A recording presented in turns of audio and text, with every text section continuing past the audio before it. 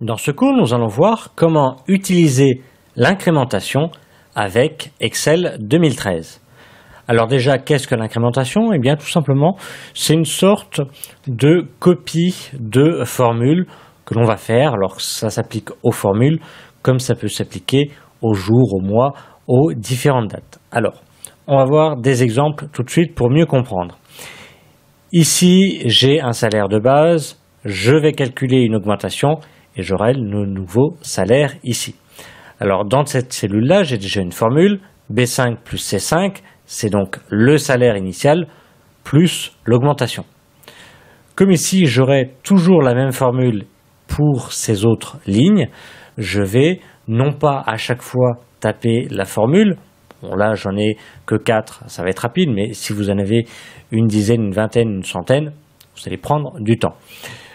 À la place, on va utiliser l'incrémentation, c'est-à-dire qu'on va copier cette formule, on va l'adapter aux autres lignes, c'est-à-dire qu'il va copier cette formule, mais en changeant ici les cellules. C'est-à-dire que là, je me suis placé dans la cellule qui contient la formule que je veux incrémenter, que je veux recopier.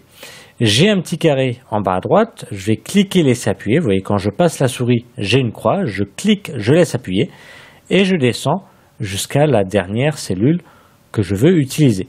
Je lâche et automatiquement, il m'a recopié cette formule, mais ici, comme elle était utilisée sur une colonne, il m'a à chaque fois changé ici la valeur de la ligne. C'est-à-dire qu'à la base, la formule était B5 plus C5. Automatiquement, dans la cellule suivante, il m'a mis B6 plus C6, c'est-à-dire qu'il a conservé les colonnes B et C, mais il a rajouté ici une ligne en plus à chaque fois, B7, B8, etc. Donc là, ce principe-là fonctionne pour une colonne, pour une ligne. C'est le même principe si j'avais ici une ligne, admettons ici égale, hop, ceci plus cela ou moins cela. Après, peu importe la formule, hein. Là, je vais mettre des valeurs, hop, voilà, 50, 20, etc. Eh bien, c'est le même principe. Je me place dans la cellule que je veux recopier, que je veux incrémenter. Je me place sur le carré, je clique, je laisse appuyer et je vais vers la droite. Et après, automatiquement, il va me mettre donc dans la cellule initiale, j'avais F3 moins F4. Et bien là, il ne va pas bouger pour le chiffre 3 ni le chiffre 4 puisque c'est en colonne. Ici, j'ai bien G3 moins G4. Donc voilà, pour l'incrémentation, ça fonctionne en ligne ou en colonne, le principe est le même. Donc là, comme c'était une formule simple, là, il n'y a pas de souci. On a fait l'incrémentation et automatiquement, il a rajouté soit le numéro, soit le nom de la colonne. Il l'a décalé. Mais là, ici, pour l'augmentation, là, j'applique un pourcentage, c'est-à-dire que l'augmentation va être d'1% du salaire. Donc là, je vais déjà mettre ma première formule, je tape égal, je prends le salaire initial multiplié par le pourcentage de l'augmentation. Je confirme avec entrée et j'ai le résultat. L'augmentation sera de 13,50 € et j'ai automatiquement mon nouveau salaire qui est calculé. Donc là, automatiquement, même principe, ça sera toujours le même principe, ce sera toujours le salaire de base multiplié par le pourcentage de l'augmentation.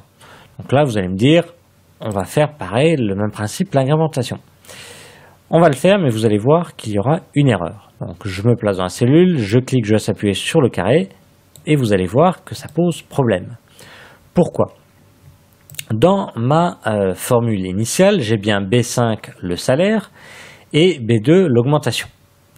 Quand je fais une incrémentation, donc vers le bas, il va me changer ici la valeur du nombre. Au lieu de 5, il va passer à 6, à 7 et à 8, etc. Et pareil, pour la deuxième cellule, ça va plus être 2, ça va être 3, 4, 5, etc. Alors B5, ça concerne le salaire, donc effectivement, il faut qu'il change. Quand on est dans la ligne 6, il faut qu'il mette B6. Il a bien mis B6. Mais l'inconvénient, c'est qu'il a mis B3.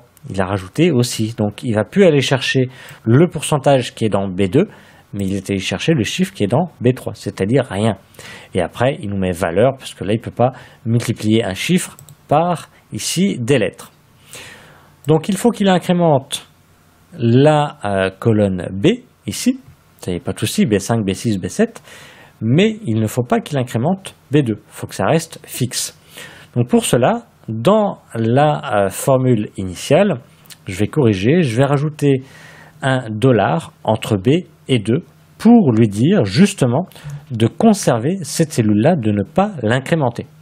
Donc là, j'ai bien B5, mon salaire, qui doit varier à chaque fois, quand il doit être incrémenté. Donc B5, je le laisse tel quel, mais B2, ça concerne la cellule du pourcentage de l'augmentation. Celle-ci ne doit pas bouger, ne doit pas être incrémentée, donc j'ai mis un $ entre B et 2. Je confirme avec entrée, et de nouveau, je vais faire l'incrémentation, et à ce coup-ci, il n'y aura pas de souci, puisque à chaque fois, il va incrémenter la première ici cellule, le premier élément, donc B6, B7, B8, etc. Mais il va toujours conserver B2 puisqu'il y a le $. Très important. Maintenant, pour augmenter une date, donc par exemple un jour de la semaine, je vais marquer par exemple lundi, et je veux une colonne avec lundi, mardi, mercredi, etc. Là c'est très simple, j'ai tapé lundi, je clique à l'intérieur, j'ai toujours le carré, je clique, je laisse appuyer, je descends, vous voyez, mardi, mercredi, etc. Et une fois que je passe à dimanche, automatiquement, il repart lundi, mardi, etc. Bien entendu, je peux commencer avec un autre jour, or, mercredi, et puis là, même principe, il va savoir qu'après mercredi, c'est jeudi, etc. Pour les jours de la semaine, admettons là, le 5 février 2015, hop, j'aimerais bien qu'il incrémente, qu'il mette le 6, le 7, le 8, etc. Là, le même principe, je clique dans la cellule qui contient la valeur que je veux incrémenter, je clique, je laisse appuyer sur le carré en bas à droite, et je descends, vous voyez, 6, 7, 8, 9, 10, etc. Dans ce type d'incrémentation, vous voyez, j'ai une icône qui apparaît, je vais pouvoir paramétrer ce type d'incrémentation ici, puisque là, j'ai un jour, un mois, une année. Donc là maintenant, pour incrémenter ici donc les dates de façon plus précise, je recommence au 1er février 2015. Et puis, on a vu que par défaut, il changeait uniquement le jour, il gardait le mois et l'année. Bien, je vais pouvoir lui dire de garder le jour, mais d'incrémenter que le mois ou d'incrémenter que l'année, ou lui dire de n'afficher que les jours ouvrés. Donc là ici, je vais déjà incrémenter une fois, pour faire apparaître cette icône, et cette icône-là va me permettre de modifier ici les paramètres. Donc là, je peux lui dire d'incrémenter uniquement les mois. Donc là, vous voyez, février, mars, et si je continue, j'aurai bien avril, mai, juin, etc. Je peux donc incrémenter que l'année, hop, 2015, pareil, j'incrémente une fois pour faire apparaître l'icône, je clique sur l'icône, et je lui dis d'incrémenter les années. Vous voyez, 2015, 2016, si je descends, c'est toujours pareil jusqu'à 2020, là par exemple, mais il garde le 5 février. Donc maintenant, pour faire une incrémentation avec d'afficher uniquement les jours ouvrés, c'est le même principe. Je repars ici, 1er décembre 2015. Donc là, mieux vaut mettre tout le mois. C'est-à-dire que si ici, donc là je peux aller jusqu'au 8 janvier, etc., il repart. Mais l'incrémentation par jour ouvré ne va pas fonctionner. Il faut qu'il y ait uniquement un mois de sélectionné. Donc là, j'ai mon mois, il est toujours sélectionné. Je vais cliquer sur le plus en bas à droite et je vais choisir incrémenter les jours ouvrés.